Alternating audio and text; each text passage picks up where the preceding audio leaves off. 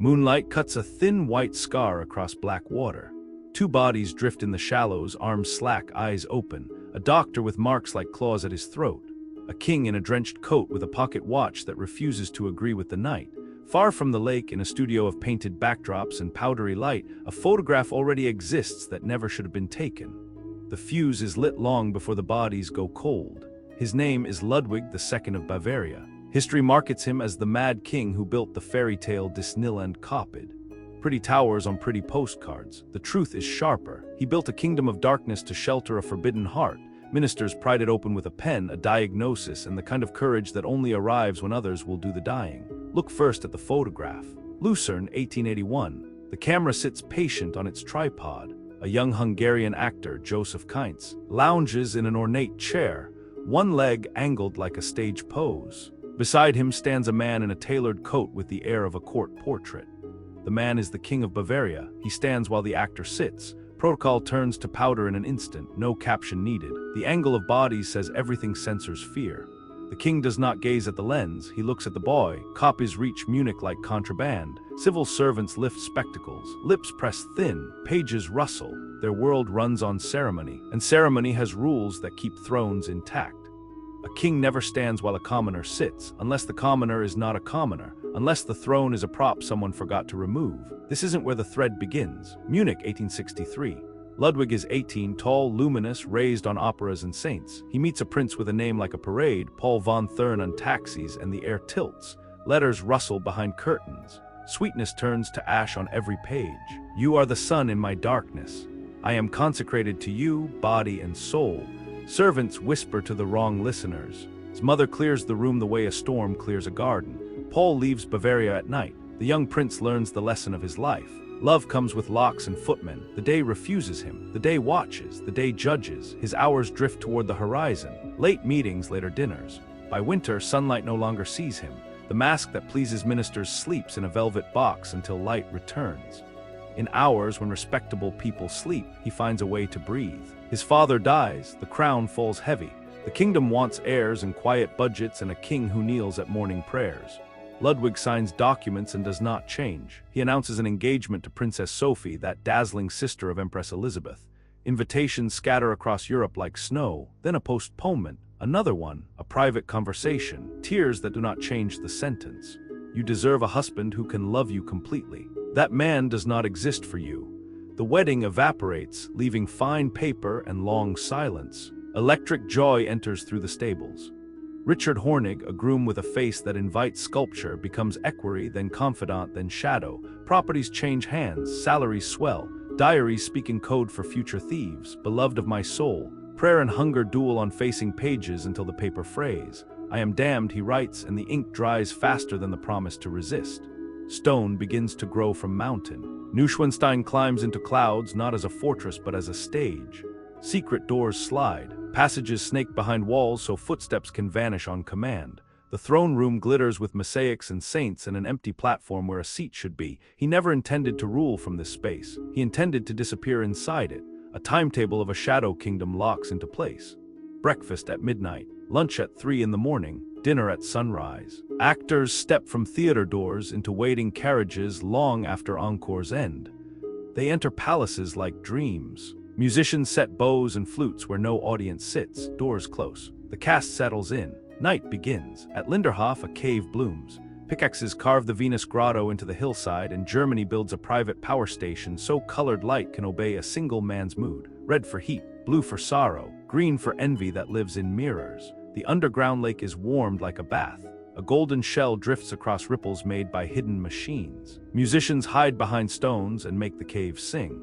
A world without day takes shape and moves with the patience of planets. Servants are chosen carefully. Loyalty is paid like a dowry. Silence has a price the treasury can meet. Rumor always finds a window cracked open. Old men in offices begin to gather pieces that make a king vulnerable. To them, words like sin and disgrace sound antique and insufficient. Money works better. Debt grows to a number that makes bankers breathe shallow. Bavaria counts coins and frowns at invoices shaped like mountains. A different ledger is consulted. Count Maximilian von Hohenstein, once friend, now spider, strings a web, Dismissed valets sell ugly anecdotes for better futures. Receipts for diamonds and horses pile up, addressed to young men with good posture. A page from a diary slips into a pocket and never comes home. Then Keintz appears under footlights, and the king finally says yes to something public. The actor reads lines as if born to be watched. The king sits in velvet darkness and feels the ancient rush of dangerous happiness. A summons, a journey. Switzerland invites secrecy. The king travels as Count von Borg, a title that hides him without really hiding him at all. Two men in a hotel room overlook water. The camera arrives, all brass and leather, and the slow thunder of shutters. The photograph becomes a weapon as soon as the emulsion dries. The men of files and seals approach a physician with a perfect name for an autopsy of power. Dr. Bernhard von Gudden is learned and ambitious and will never shake the stain that follows his signature. He writes a report without examining his patient. Reverse sleep becomes symptom. Private shows become delusions. Love becomes moral insanity. The footnotes glow with prejudice, and the final paragraph reads like a verdict written before the trial. They move fast. June 1886. Committees stay up late drawing lines through a rain. The king is declared unfit. Prince Leopold, uncle and regent, waits in a well-lit room that smells of cigars. A commission of officials and doctors rides through damp mountain air toward Neuschwanstein. Guards knock at 4 in the morning. The king in a dark coat stands ready. Some whisper about escape routes and horses already saddled. Empress Elizabeth has arranged a way out if a choice is made before the sun climbs too high. The choice is postponed. Where does a king go when the crown is removed? What name fits a man built out of title and knight? He watches the rain instead. Borg Castle on Lake Starnberg becomes a hospital in name. There are keys and schedules and a doctor who believes in paper more than people. The evening of June 13 is cold and slick. The rain gives up reluctantly.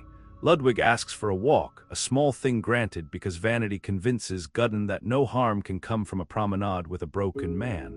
Guards are dismissed. The pair descends to the shore as if nothing irreversible can happen in shallow water. Clocks will tell their separate truths. One stops at 6:54, another at 8:10. Bodies float face down a few steps from land. Gudden's glasses are gone. His face carries lines that look like desperate fingers. Ludwig's lungs hold no lake. His coat vanishes after the autopsy, along with the chance to read holes and powder burns. A countess claims to have seen 2 dark circles in the back of the soaked cloth. Her memory is dismissed while a fisherman prospers.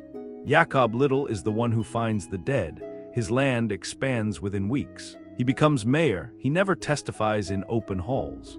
In private papers found long after his funeral, a sentence sits like a knife under a floorboard. The king was escaping. A boat was ready. The shot came from the park. He fell forward into the water. A promise of silence was exchanged for a lifetime of safety. Men with excellent handwriting record a verdict that suits everyone who still has anything to lose. Murder followed by suicide. Case closed before dawn fully arrives.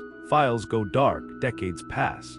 Even in the 21st century, requests to open boxes meet careful refusals. Too sensitive, says the voice behind the desk. The lake holds its tongue. The government holds its paper. The cleanup is immediate and almost gentle. Private letters burn with soft cracks in safe fireplaces. Servants receive pensions that can buy houses and peace. Contracts include silence the way roofs include shingles. The Venus Grotto closes for repairs that last as long as memories. Richard Hornig fades into a simple life that hides the years of a king's love under ordinary chores. He never tells the story others would buy. Joseph Keintz returns to the stage and becomes famous again. He avoids Bavaria with the caution of a man who has learned the price of being chosen. When asked about his king, he answers only with sadness. The loneliest man, he says, was the one who made rooms glow. The castles remain. Neuschwanstein, Linderhof. Herrenchiemsee, names that sound like spells become engines. Money pours through ticket booths into coffers that once condemned the spending they now celebrate. The empty throne room in the mountain becomes a place where tourists hold up phones to catch blue light on gold mosaics. Electric bulbs glow over caves where night used to be absolute. The man the state called mad is transformed into a mascot who sells snow globes. The irony is brisk and brutal. The empire he could not manage in daylight becomes the business that funds museums and roads. There is a detail visitors never see. Not the stair behind the bed, not the hidden door that let meal trays appear without footsteps. It is the absence of a throne. That empty circle in the heart of his masterpiece says more than guides ever will. He never meant to preside, he meant to disappear. For a moment in that absence, the real king can be felt, a man who built cover where tenderness could exist without punishment, who reversed time to survive. Ludwig's enemies called it madness. It looked like design. When the day is hostile, the night is a tool. When a city is full of eyes, a grotto is a sanctuary. The photograph was a love letter captured by chemistry. It became a blade because it was more elegant than a rumor and more merciless than a confession. The conspiracy did not need many men. A count with a talent for betrayal, a doctor with a pen sharper than any knife, a regent who kept his gloves spotless, a policeman or two who understood that shallow water can kill when the witness asks no questions. The rest was gravity. Monarchies fall hardest when the story is good. Two bodies in a lake is a better story than a ledger full of debt. In the end, death does what it does. It simplifies a life until only its outline can be sold. The outline they sell is a blue castle on a cliff. The outline hidden in ash and sealed boxes is a boy looking across a throne room at another boy and understanding something that would shape every night that followed. Those who prefer tidy endings say he went mad and drowned. Those who listen to clocks and study bruises hear a different last chapter. On some fog-heavy nights near Bourg, locals still tell of a hush that falls over the path to the water. A soft light moves where no boat floats, pale and unbelonging, the size of a lantern held at chest height. The reeds stir as if someone waist-deep passes toward a dark shape waiting beyond the mist. Then the air decides to be air again, and the light sinks without a sound. A life lived after sunset leaves shapes daylight cannot erase. Ludwig II died at 40. He slept in his castles fewer than 200 nights. Those nights contained more truth than many reigns that lasted decades. Every tower raises a fossilized prayer. Let there be a corner of the world where love does not require disguise. Let a door open that no one else can see. Let strangers finally understand why a king would rather be a shadow in a blue cave than a beacon in a gilded hall. Tell us what you want us to cover next in the comments. Remember to press like, subscribe, and the bell icon. Thank you for watching.